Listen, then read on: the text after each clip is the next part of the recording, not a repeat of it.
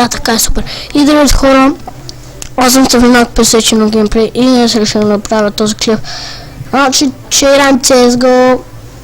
Ще играем CSGO. И ще ви обясня малко за сървърите. И така, нека започваме. Така, влизаме в играта. Аз съм си в моя сървър. Не мога да създам никого. Това е новия револвър, забравя да ви кажа. Това е най-новото оръжие, револвер. И има една тактика, деца кача.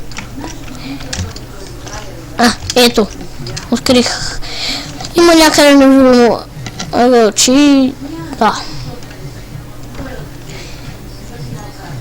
Иначе сега ще обясня как се стреля с револвера. Така, ето тук не се чудете защо ви е така. Просто задържате бутона и стреляте.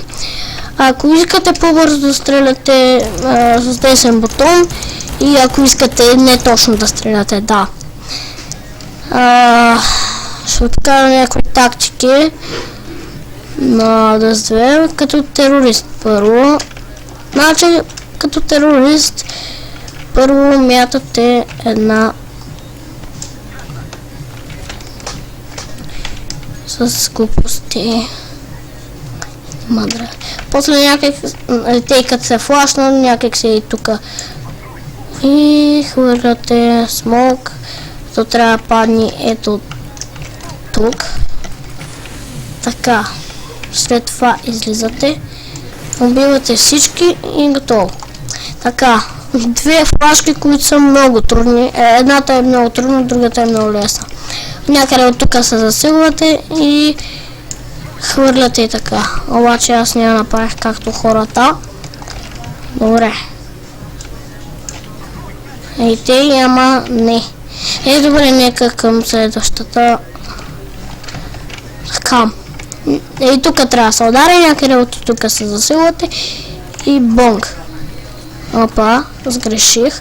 Защо сега сгреших? Ау, флашна ме цяло. Не искам те. Някак си. Аре бе.